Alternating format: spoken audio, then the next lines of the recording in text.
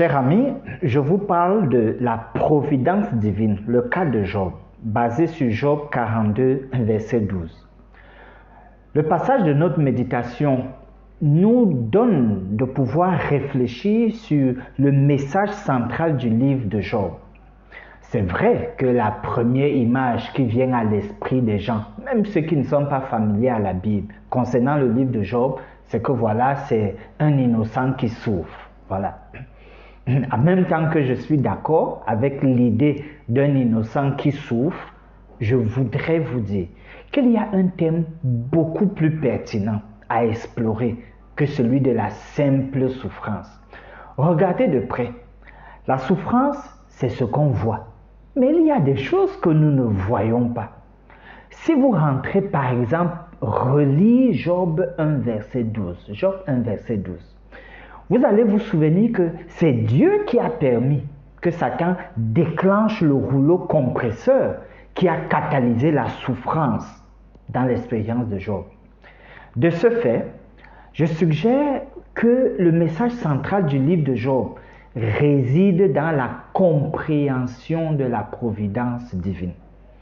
Cela affirme avec force que Dieu a béni les derniers jours de Job plus que ses débuts. Comment? En lui donnant une double portion de ce qu'il avait avant. Pourquoi le double? Et c'est là qu'on va donc comprendre pourquoi le thème c'est la providence divine. Le double parce que Job découvre finalement que c'est Satan qui avait été la machine destructrice de tout ce qu'il avait perdu. Job sait que Dieu a forcément dû permettre une telle épreuve de sa foi.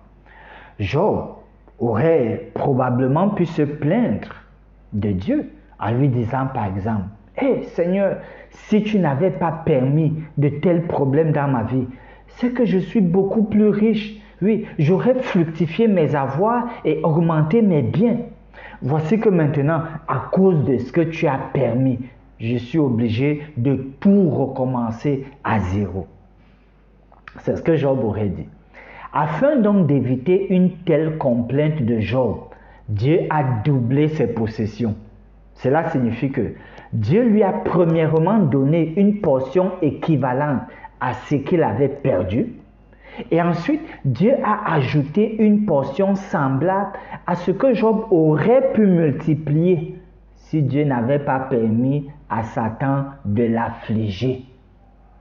N'est-ce pas là la divine providence qui arrange favorablement les choses pour le bien des enfants de Dieu? C'est de ça qu'il s'agit. Dieu vous garde.